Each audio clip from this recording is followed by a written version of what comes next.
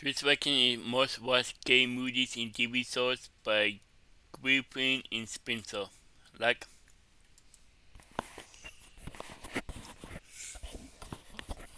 so the link to the video will be the description below. Go and check them out. So let's into this weekend in 3, 2, 1. Hey y'all, welcome back to our second video. Yay! I'm Spencer. And I'm Griffin. And today we're going to be going through our favorite gay TV shows and movies.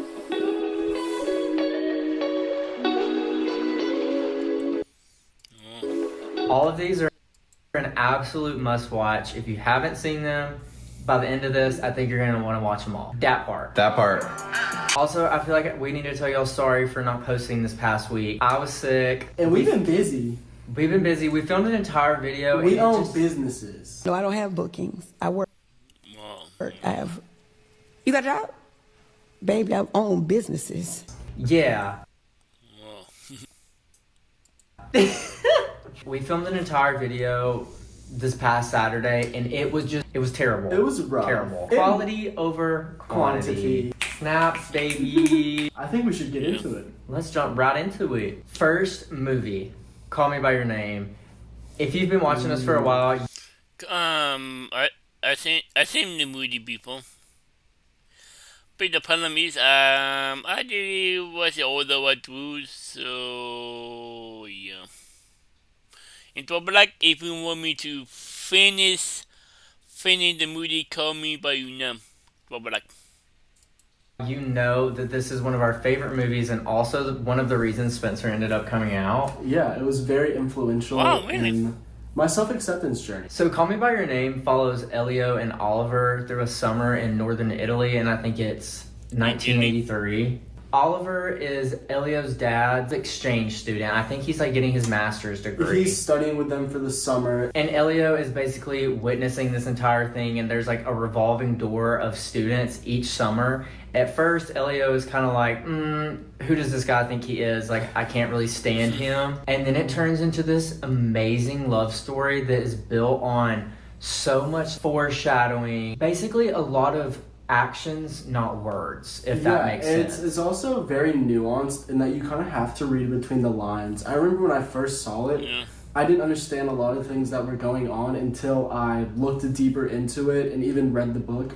Reading the book will like really show you what everything If you watch the movie, you have to read the book after, because then you will understand the details to like a T. It makes everything just click. Really? One of the biggest aspects of the movie is that their time is limited and that Oliver is leaving at the end of the summer, which kind of sets it up to be the tragic story that it is. So my key takeaway from the movie was basically that while their love was, very short-lived, it still remains timeless, especially to Elio. And if you make it through the movie and you get to the final scene, you're going to see that for yourself.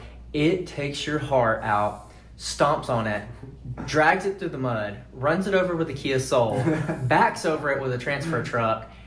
It is the most gut-wrenching scene in all of movie history, and I cry every single time. And if you read the book, you will sob like an infant. It is, and that is what makes it beautiful. It is able to have such an impact on people. It also just kind of shows that within a short period of time of love, that it can change your life for an eternity. It can help you discover yourself. It helps you learn parts about yourself that you had no idea even existed. After watching this movie, vividly remember I would get up for school and listen to some of the playlists and just cry. Especially Elio's dad's monologue at the end says some really impactful things that I think anyone going through a self-discovery journey could really appreciate. So for our second movie, this one is maybe less well known. It is called Firebird, and it's set in the 1970s.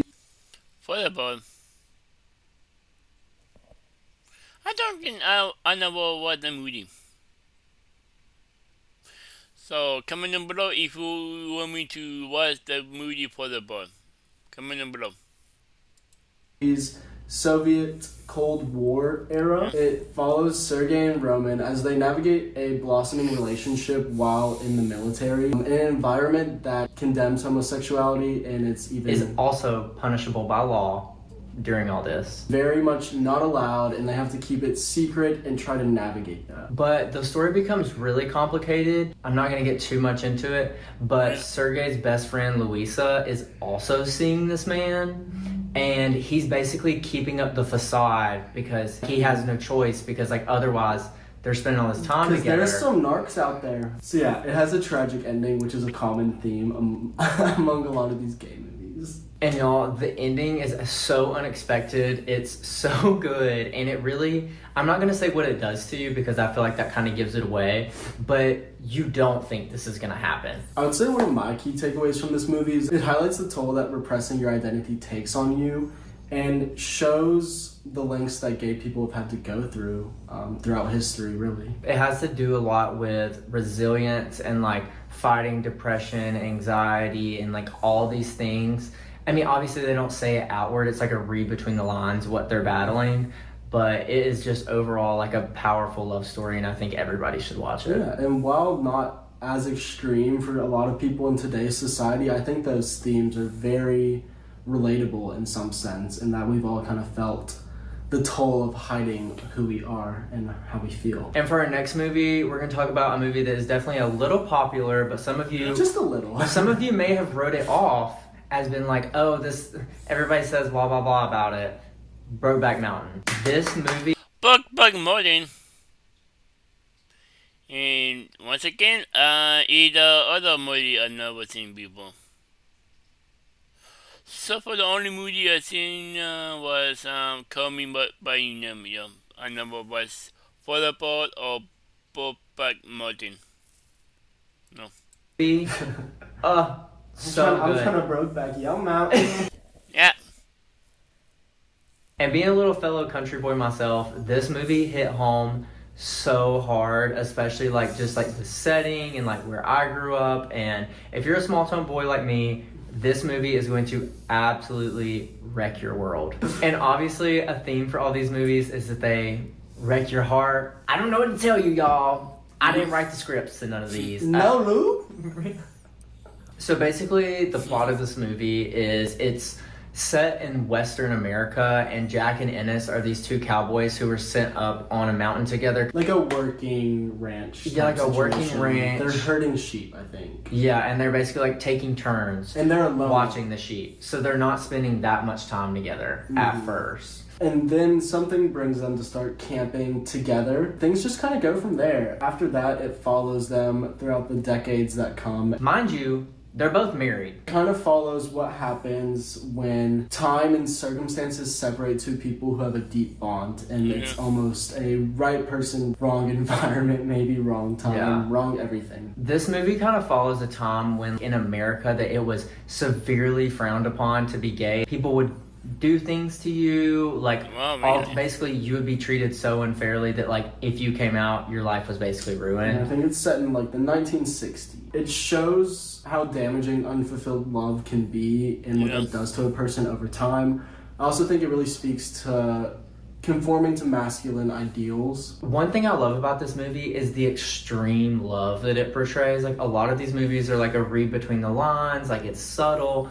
This is not. Extreme, hard and love. And it's very raw. And that's one of the reasons I love this movie. Rounding out our last movie is God's Own Country. It follows Johnny. He lives on his parents' rural God's Own Country. Once again, I never watched the movie.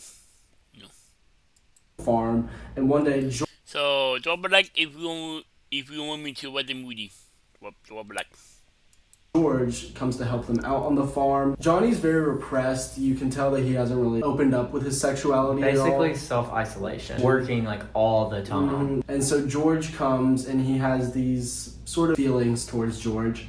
And it goes through them exploring that newness with Johnny. It's super raw, it's emotional, and it's also set in like a beautiful place. This one honestly didn't touch my heart as much as the other ones did. But it's still a great watch, and I think it explores many of the same themes that we've already talked about. It's just like beating a dead horse at this point. But if you're like us, you can't get enough of any gay movie. Just love to see representation, honestly. Exactly, yeah. I think it's time to get into TV shows. Agreed, and I think we should start off with our very favorite TV show, Fellow Travelers. If you haven't seen... For the travelers. I don't. I know more about the soul. In this one, this is a must. This is the gay 50 Shades of Grey. To an No, okay, that's a little exaggerated. It's set back in like the 1950s during the Lavender Scare. It's not. They be getting after it. No, like they be getting after And it, it's but graphic. it's not like 50 Shades of Grey like plot is what that kind of made it sound like. I don't think You it said sounds this like is the that. gay 50 Shades of Grey. Yeah, but it low key kind of is. Girl, no, it's not. They be getting after it. It's not like him bringing. Okay. Whatever. Y'all Anyways. about to see me and Spencer beef over a movie. Yeah. Knock down, drag. Fucking rip my fucking shit off the good.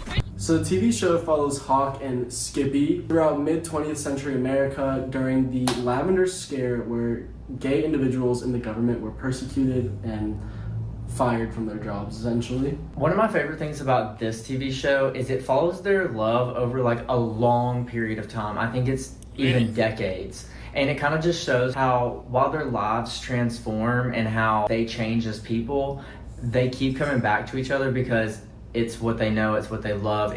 They are each other's one true love, in a sense, kind of. It also touches on the AIDS epidemic, which I think you don't see a lot of shows and movies that do talk about that. Also, the spicy scenes are fire. The spicy scenes are Matt insane. Balmer and Jonathan Bailey, I think is his name. This TV show, so it follows Hawk, who's an outspoken manly man in a sense, and then Skippy, who is like more shy, reserved, and not as like, I guess like macho as Hawk. Yeah. And it follows like their love story and like how beautiful it is.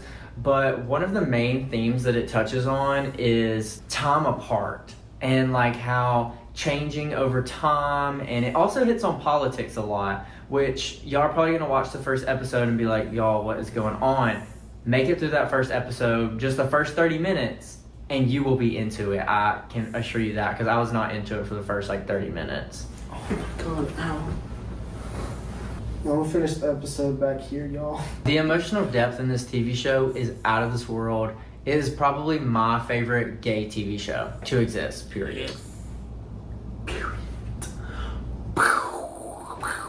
Mic drop. My key takeaways of this show are very similar to all the other things we've addressed. There's some common themes that go on. Clearly I'm boring, not different. It talks about, again, that kind of forbidden love. Similar to Firebird, you have these external opposing forces that are essentially coming after them. Alright, y'all, so our key takeaways for fellow travelers is definitely kind of the same as most of the other movies, TV shows that we've talked about. It centers around that forbidden love, oppressive environment, and it kind of makes you value, as the person watching it, the freedom and ability that we have to express ourselves nowadays. It's not something that we used to be able to do. It makes you really grateful. It does. It makes you incredibly thankful that we live in a world where we can love who we want to love. We don't have to deal with everything that people before us had to deal with. Yeah, and my heart goes out to all of you out there that might be watching this that aren't in circumstances where you can freely express yourself safely. Just know that our DMs are always open and we love you guys.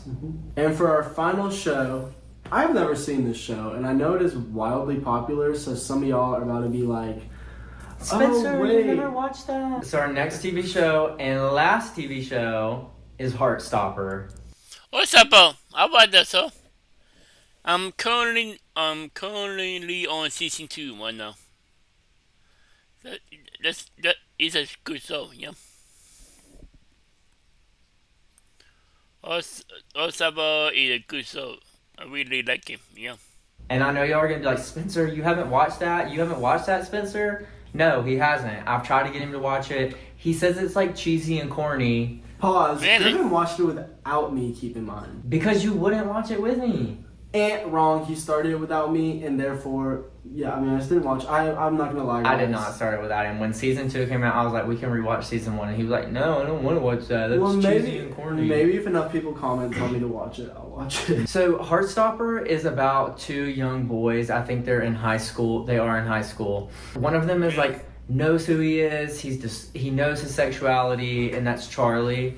And he kind of plays more of the initiator role. And then there's Nick Nelson, who is like a closeted rugby guy, but he doesn't even know that he's gay at the start. of the TV show. And it kind of just like follows their love as well as like many of their friends' love. And it introduces like all different types of love. I mean, there's lesbian couples, there's trans couples. It really shows so much diversity. It brings that LGBTQIA, baby. Yes, it does. And that is one thing I really like about this is just the inclusion of like everyone.